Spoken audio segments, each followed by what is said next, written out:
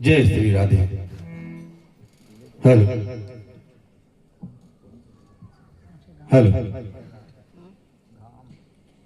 बोलिए शंकर भगवान की जय, बोलिए हनुमान जी महाराज की जय, बोलिए काली मैया की जय, बोलिए गणेश भगवान की जय।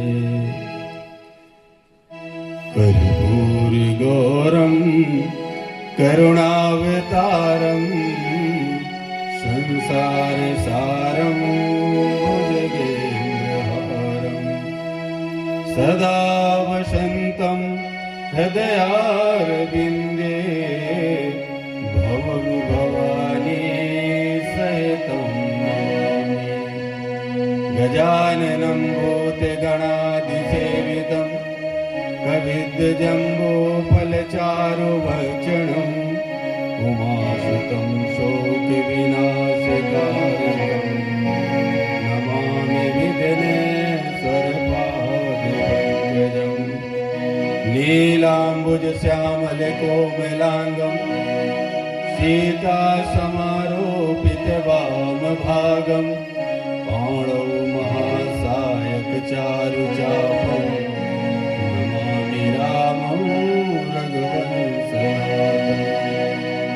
त्वमेव माता च पिता त्वमेव बन्धुश्च सखा त्वमेव विद्या द्रविणं त्वमेव सर्वं मम देव। मैं अपराधी जन्म का नख सिख भरा विकार, तुम दाता दुख भंजना सबकी सुनो पुकार। बोले आनंद कंद भगवान की जय, बोले उमापति महादेव की जय। आइए श्रीमद् भागवत कथा कि आज दूसरे दिवस पर हम चलते हैं। कल बैठकी का दिवस था, केवल महात्म्य चला है। महात्म्य आपने सबने सुंदर कथा का श्रवण किया, रसपान किया। भक्ति, योग, ज्ञान, वैराग और गोकर्ण और धुंधकारी जैसे भाइयों का जन्म, इनका उद्धार, ये कथा के महात्म्य के प्रथम दिवस में रही। और आज हम दूसरे दिवस में सबसे पहले राजा परीक्षित के पास पहुंचते हैं और उन्होंने जो 7 दिवस तक कथा का श्रवण किया और उन्हें किस तरह से मोक्ष की प्राप्ति हुई, हम इस कथा का श्रवण करेंगे। और इसके पहले हम नारायण जी का थोड़ा सा संकीर्तन कर लेते हैं, हमारा भी मन प्रसन्न हो जाए और प्रभु भी कुछ कृपा करने लगे, ऐसी कल्पना के साथ। आइए नारायण जी का संकीर्तन करते हैं, सब लोग करेंगे एक साथ। श्रीमन्नारायण नारायण नारायण श्रीमन्नारायण।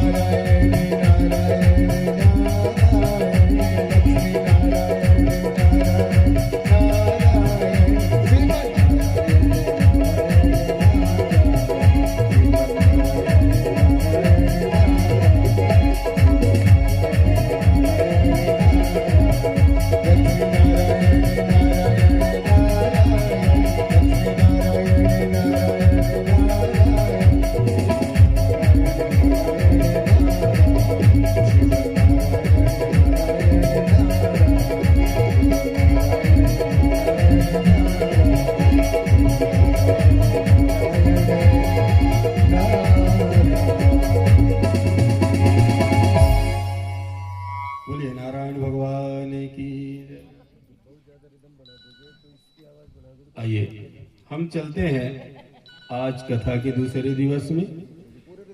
भगवान की कृपा से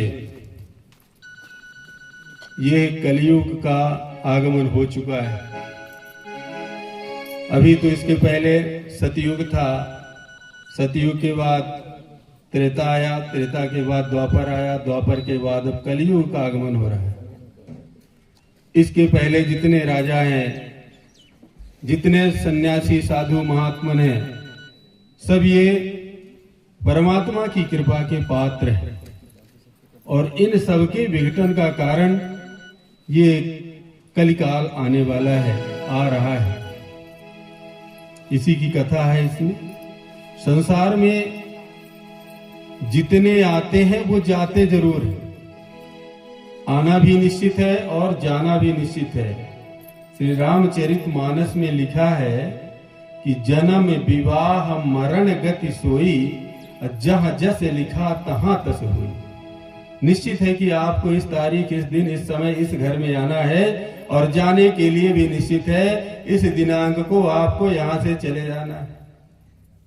हमारे इस संसार में केवल 7 ही लोग ऐसे हैं जो अमर हैं, जिनके ऊपर भगवत कृपा हुई और वो 7 आज भी चिरंजीव हैं।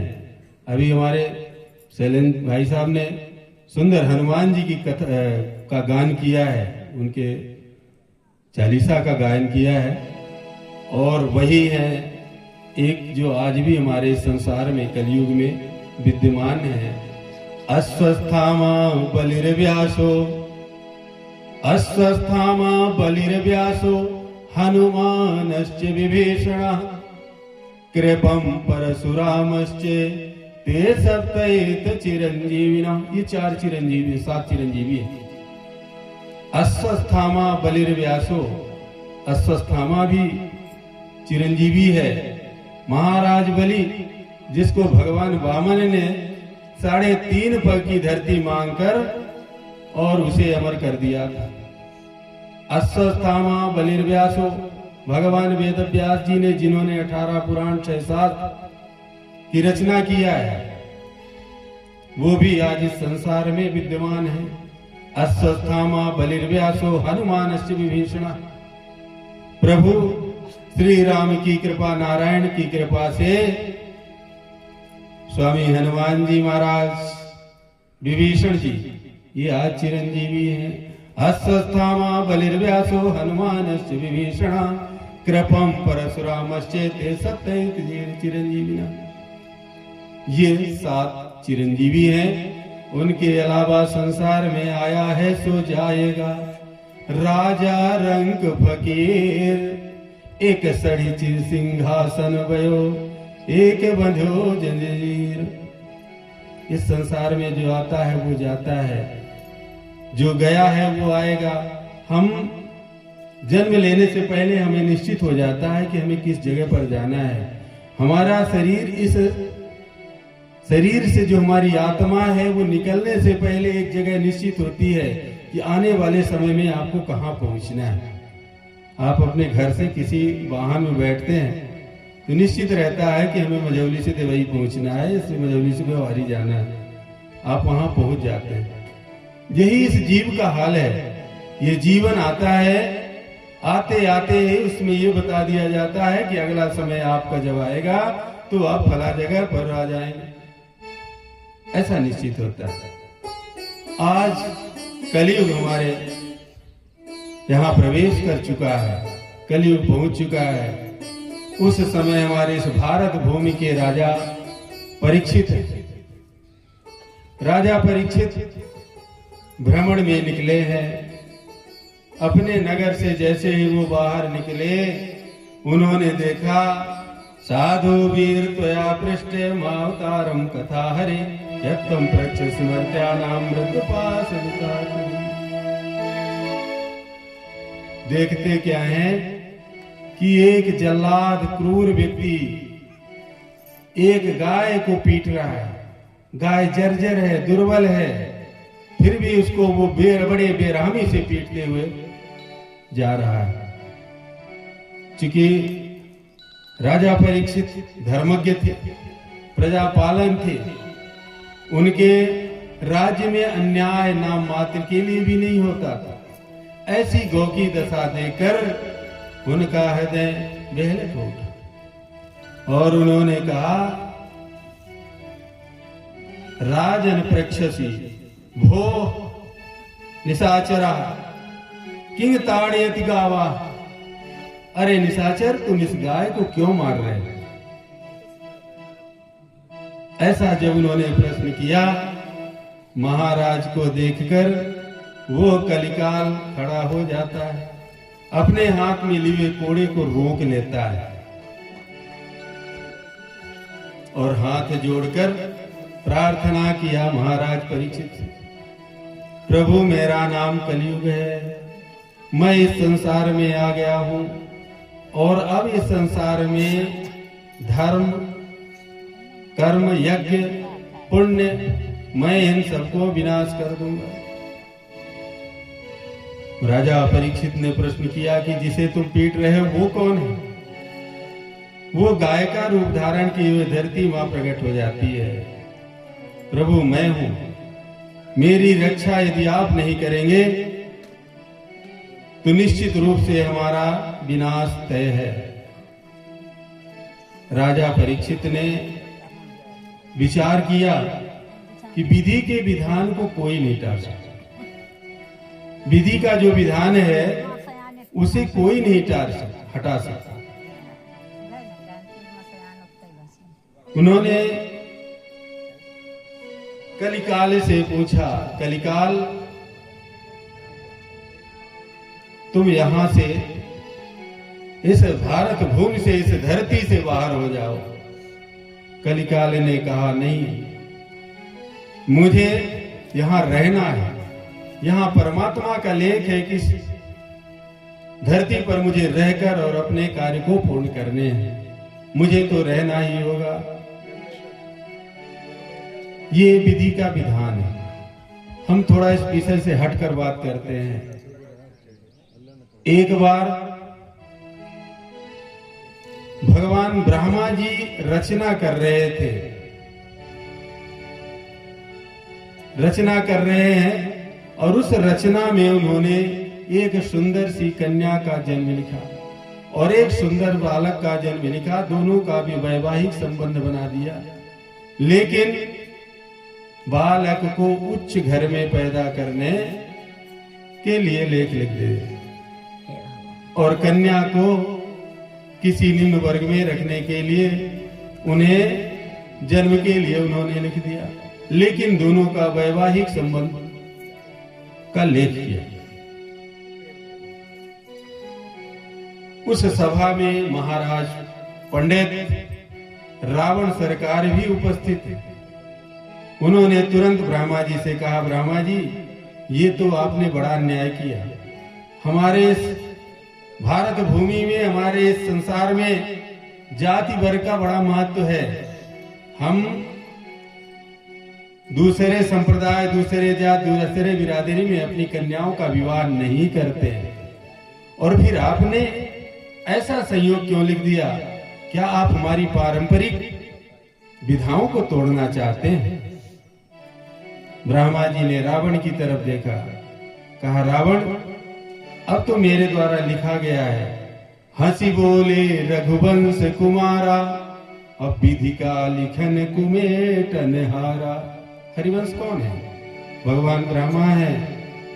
ब्रह्मा जी ने रावण की बात को सुनकर हास्य किया और कहते हैं, हे रावण, मैं खुद लिखा हूं लेकिन इसे मिटा नहीं सकता। तो जब ब्रह्मा जी ने इस तरह से बयान दिया है तो हमें तो स्वीकार कर लेना चाहिए कि जो विधि हमारे विधान में लिखी है उसको हम कभी नहीं मिटा सकते। रावण अपने आप में सज्ञानी था और साथ में बड़ा बहादुर भी था। उसने कहा, मैं प्रकृति के नियम को तोड़ दूंगा, चाहे जैसे मैं इन दोनों कन्या और बालक का विवाह नहीं होने दूंगा। जब नहीं होने दूंगा तो क्या करूंगा? पता लगाया जहां इन दोनों का जन्म हुआ, दोनों को उठाकर लाया और कैद खाने में बंद कर दिया। कारागार में बंद हैं। तब तक वो बंद हैं जब तक उनके विवाह का समय नहीं आ जाता। विवाह का समय आता है, उस दिन क्या हुआ कि रावण सरकार कहीं दूसरे जगह चले जाते हैं। रानी मंदोदरी कारागार का भ्रमण करते हुए वहां पहुंचती, देखती है कि कितनी सुंदर कन्या है और वो भी कैद खाने में बंद है। आगे बढ़ती है, देखा कितना सुंदर पुत्र है और दोनों की क्या जोड़ी है। अगर विवाह कर दिया जाए तो इससे अच्छा कुछ नहीं हो सकता। तो विवाह किया कब जाए? पंचांग मंगाया जाए। पंचांग लाया गया। पंचांग में देखी मंदोदरी ने कि आज जैसा मुहूर्त संसार में फिर कभी दोबारा मिलने वाला नहीं है। बोलो राधे राधे। जब ऐसा मुहूर्त नहीं है तो इनका हम विवाह अभी अगर नहीं करते हैं, मुहूर्त बीत जाएगा, इनके माता पिता को ढूंढने में बहुत समय लगेगा। हम अब क्या करें? उन्होंने विचार किया कि मैं ही इनकी इस कन्या का कन्यादान कर देती हूं। और रानी मंदोदरी ने समस्त पूजा पाठ की सामग्रियां मंगाकर और दोनों का कन्यादान कर दिया। बोलो राधे राधे।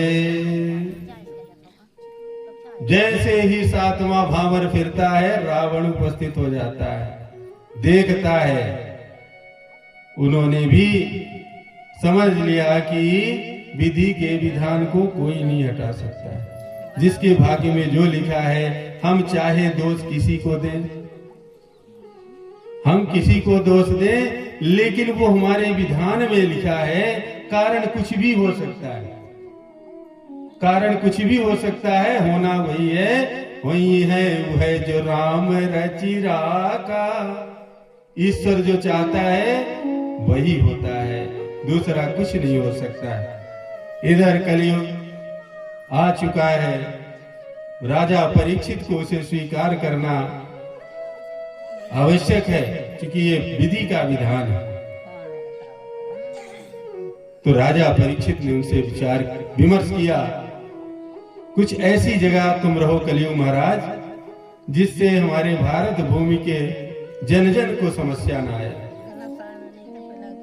कलयुग ने स्वयं हाथ जोड़कर बोला, प्रभु आप ही बोले, कहिए, जहां कहिए मैं वहीं रह लेता हूं। तो उन्होंने कहा, सुनाया है, बताया है कि कलयुग महाराज, जहां पर मदिरा पान होता हो, जहां लोग मदिरा का पान करते हो, ऐसी जगह आपको निवास करना है। दूसरी जगह बोले जहां वैश्यालय हो वहां पर आपको रहना है। तीसरी जगह रजस्वला स्त्री के पास आपको रहना है। तब हाथ जोड़कर कलयुग ने प्रार्थना किया, प्रभु आपने तो मुझे सब समाज से बहिष्कृत वस्तुओं को सौंपा है, कोई एक ऐसी वस्तु दीजिए जहां हमारी भी पूंछ हो, हम भी वहां पर रह सकें, हमारी भी कीमत हो। उस समय राजा परीक्षित की मति भ्रम हुई और उन्होंने कह दिया, मांग लो, जहां रहना है वहां रह लो। कलिकाल ने कहा, प्रभु संसार में एक ऐसी चीज है जिसे हर व्यक्ति बहुमूल्य मानता है और वो है सोना। सोने पर मुझे स्थान दे दो। राजा परीक्षित ने कहा, तथैव वस्तु, ऐसा ही है। कलिकाल ने देखा राजा के मस्तक पर रखा हुआ कीट मुकुट बिल्कुल बढ़िया सोने का है, 24 कैरेट। कलिकाल उन्हीं के मुकुट में प्रवेश कर गया और महाराज परीक्षित की मति भ्रमित हो गई। कलिकाल का प्रभाव हुआ और वो अपने आप को उस समय मदमस्त मानते हुए, अपने आप को एक महान राजा मानते हुए निकल पड़ते हैं। आगे चलकर देखते हैं कि महाराज सिंगी ऋषि जो है तपस्या पर बैठे हुए हैं। उन्हें ये भूल गया कि ये महात्मा है, जबकि सन्यासी महात्मा ज्ञानियों का सम्मान करने वाले हैं। और महाराज परीक्षित को प्यास लगती है।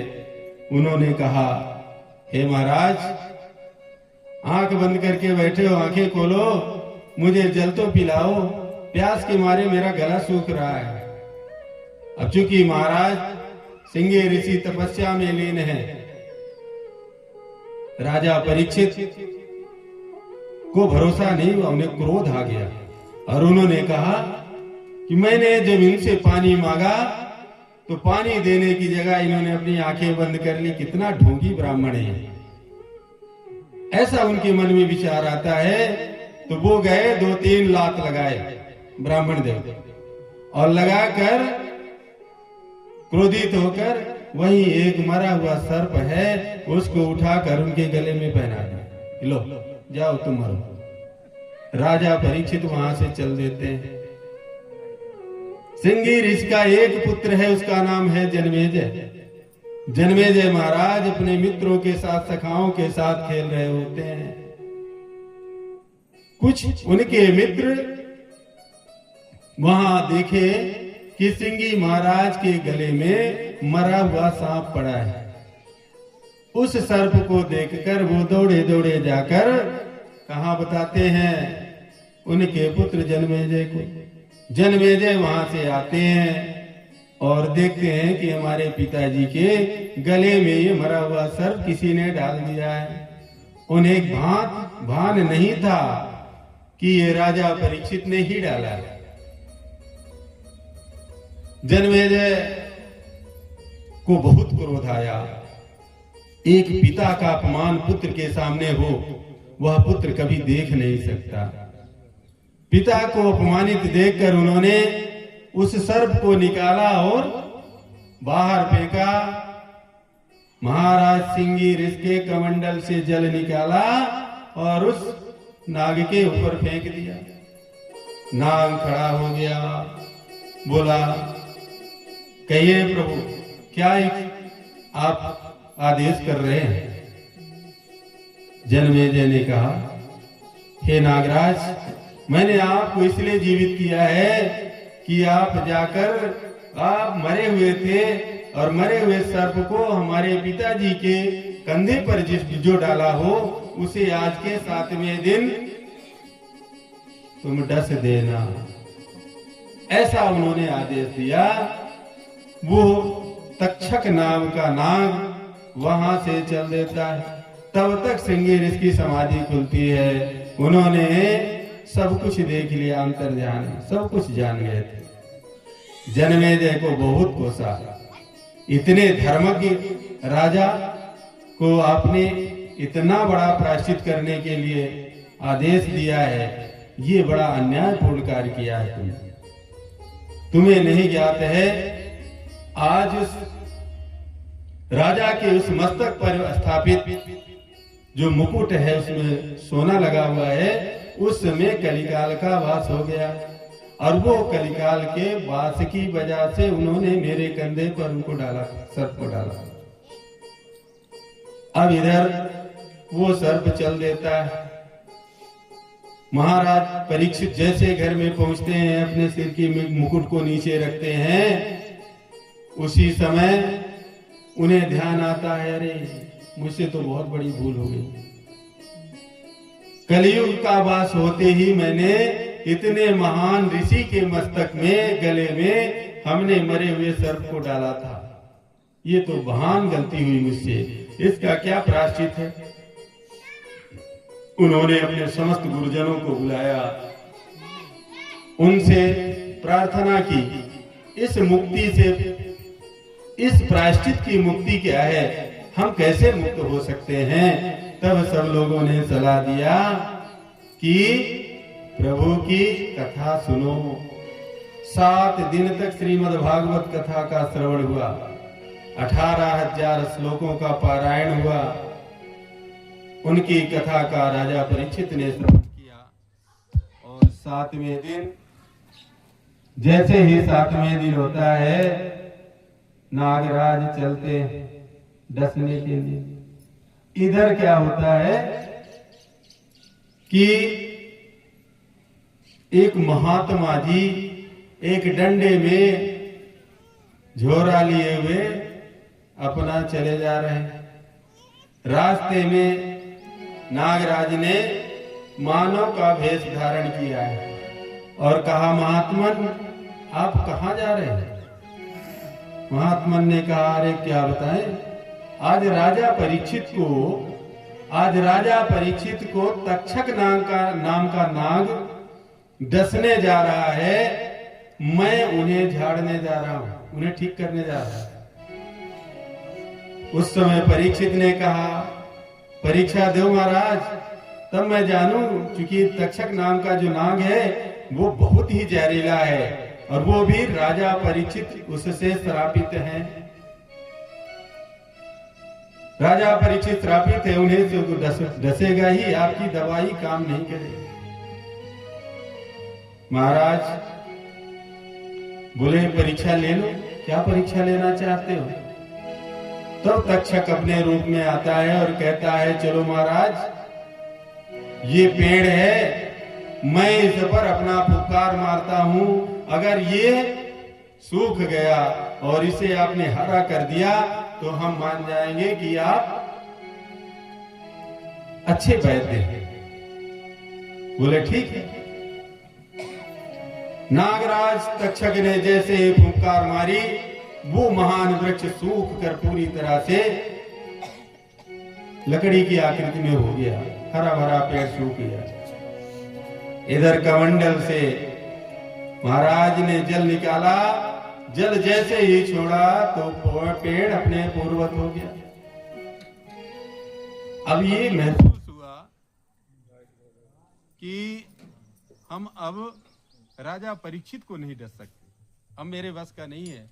यदि ये महाराज वैदराज वहां पहुंच जाएंगे तो मैं डसूंगा और मेरे डसने का कोई मतलब नहीं होगा।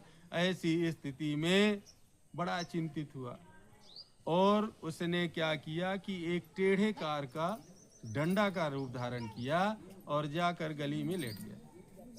महाराज हाथ में लिए झोला जा रहे हैं, देखा वहां पर बड़ा सुंदर डंडा पड़ा हुआ है, उसको ले क्यों न ले ले, इसमें जो बैग हमारा झोला है हम इसको रख लेते हैं, थोड़ा सा हाथ ठीक रहेगा। और जैसे ही उन्होंने उस डंडे को उठाया, डंडे में अपना झोला फंसाया और पीछे किया, क्योंकि डंडे का एक आकार मोटा होता है, एक आकार पतला होता है, पीछे और नीचे वाला। तो नीचे की तरफ उन्होंने पकड़ा और मोटे वाले आकार को पीछे किया। पीछे करते हैं और वो तो चूंकि नागराज ही हैं, वो पीछे साइड से उन्होंने उनके पीठ पर डंक मार दिया। अब वहाँ चूंकि उनकी ये विशेषता थी कि जहाँ तक उनकी नज़र चली जाती थी वहाँ तक सर्प का विष नहीं लगता।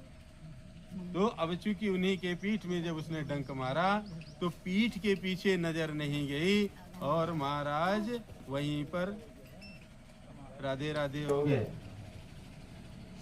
यहाँ से तक्षक चलता है और जैसे ही आगे बढ़ता है देखता है कि सुंदर महकते हुए फूलों की लड़ियां बिछाई गई हैं, सुंदर दूध लगा की धारा लगी हुई है कि तक्षक आए और इस दूध को पिए, यहाँ पर उपस्थित समस्त फूलों के रस को, सुगंधित रस को सूंघे और प्रसन्न होकर वापस चला जाए। लेकिन कहाँ ऐसा हो सकता है? तक्षक चलता है, दूध पीता जा रहा है, उधर वो जो फूलों के सुगंध है उनको लेता जा रहा है और धीरे धीरे धीरे धीरे वो पहुंच गया जहां महाराज परीक्षित कथा में विराजमान है। वहां तक वो सुंदर मानव का रूप धारण किए हुए है और जैसे ही वहां पहुंचा नाग का रूप धारण किया और उनके ऊपर अपना फुफकार मारता है, राजा परीक्षित राधे राधे। वहीं पर जनमेजय भी बैठे हैं साथ में अपने पूरे अस्त्र के साथ कि हम जैसे ही तक्षक आएगा हम इसका वध कर देंगे। लेकिन वध करने के लिए मौका नहीं मिला उन्हें। तक्षक वहां से चला जाता है। जाते समय उसने इतना जरूर कह के गया कि महाराज मुझे डसना था तो मैंने इनको डस दिया, लेकिन हमारे डसने से पहले चूंकि इन्होंने मोक्षदायिनी श्रीमद् भागवत कथा का श्रवण किया था, तो ये हमारे डसने से पहले ही स्वर्ग को चले गए हैं और मेरा डसना निश्चित था, मैंने डसा। जन्मेजय के पिता की मृत्यु किसी नाग के काटने से हुई, इसलिए उन्होंने निश्चय कर लिया कि मैं एक ऐसा यज्ञ करूंगा जिससे संसार के समस्त सर्पों का सर्वनाश हो जाए। ऐसा यज्ञ करूंगा। ऐसा यज्ञ उन्होंने शुरू किया, नाग यज्ञ, और उस यज्ञ में संसार के सभी सर्पों की आहुति देते जा रहे हैं। संसार के सभी सर्प, सभी नाग उसमें कुंड में समाहित होकर भस्म हो गए।